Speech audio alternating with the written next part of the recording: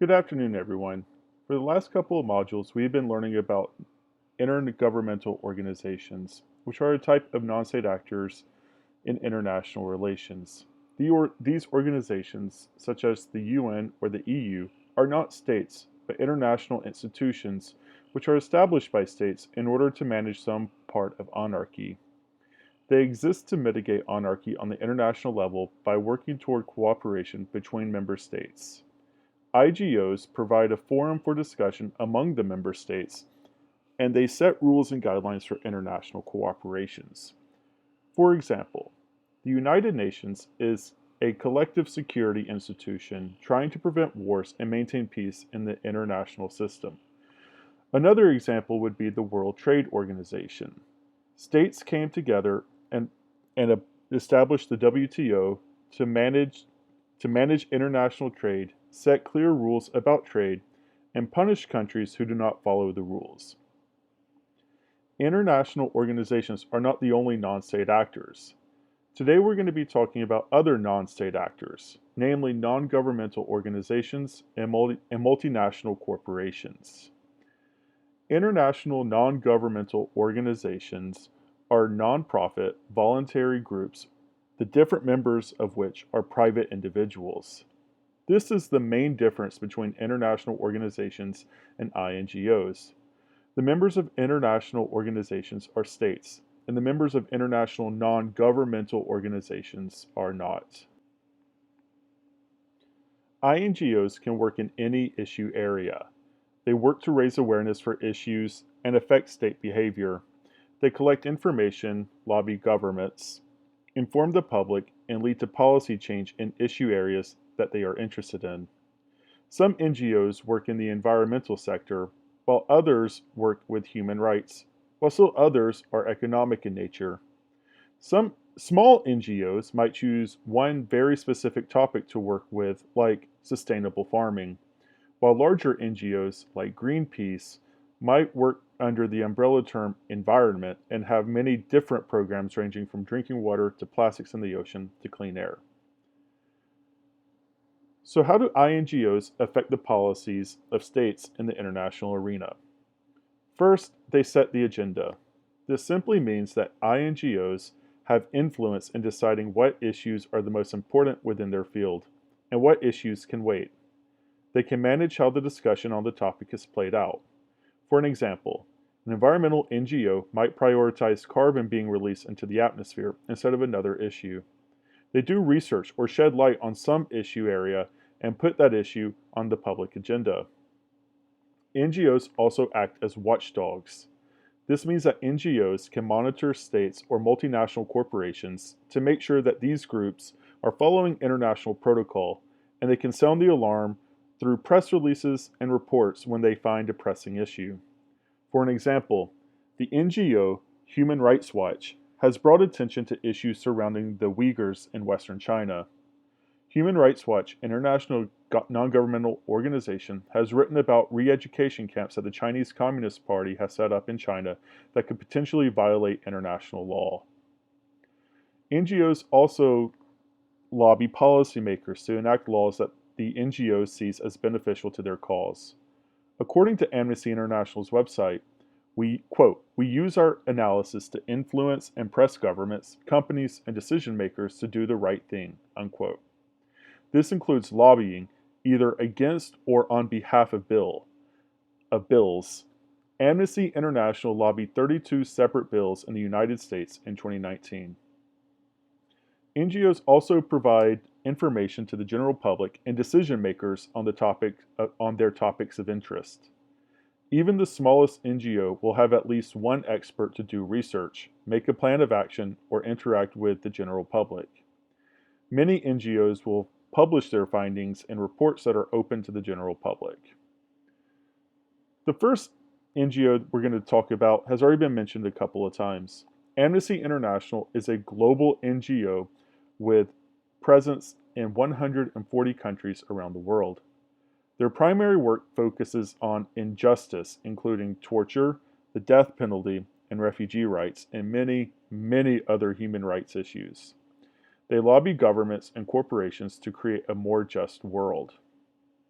Also, the World Economic Forum is a global non-governmental organization.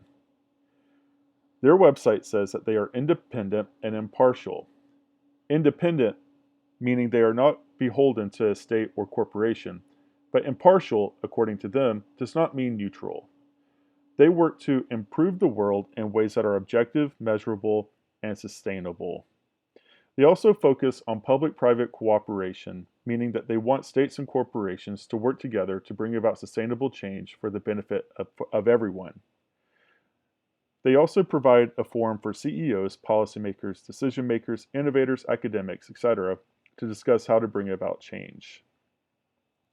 As you can see from these two examples, non-governmental organizations work within the same space as intergovernmental organizations. The UN works to limit injustice in the world and provides a forum for states, and the World Bank is working for sustainable growth and to lower poverty in the developing world. Again, remember the main difference between IGOs and INGOs is the composition of their members. The members of international organizations are sovereign states, while the members of international non-governmental organizations are private individuals.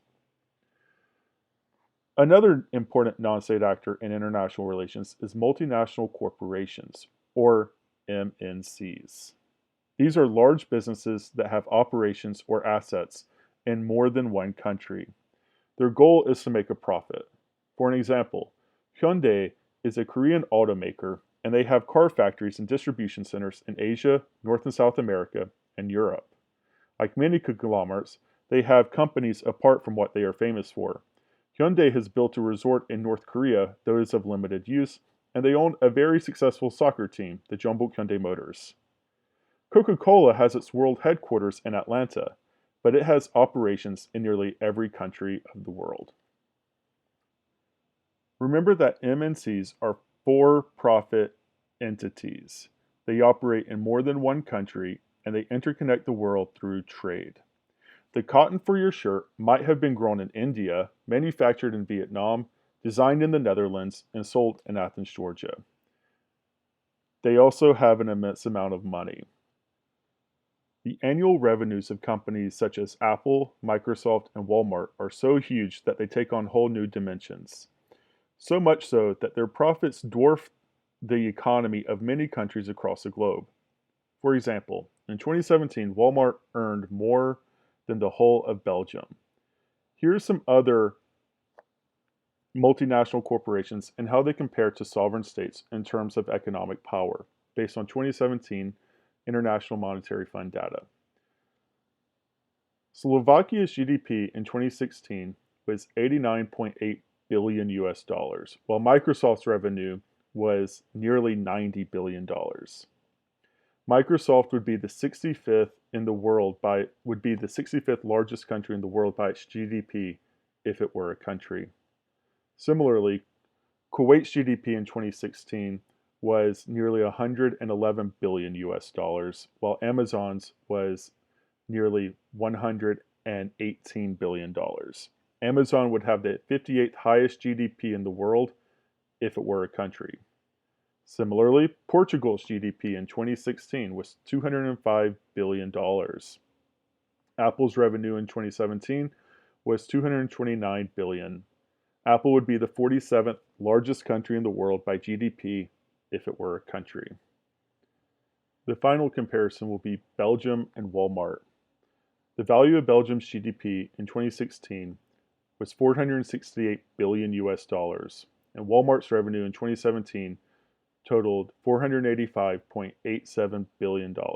If it were a country, Walmart would be ranked 24th in the world by GDP. So Walmart is richer than one of the richest European Union countries.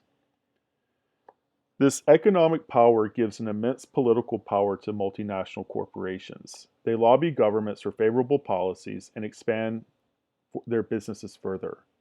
Some political scientists and economists argue that MNCs are pulling the strings in international relations, while others argue that states are still the primary actors.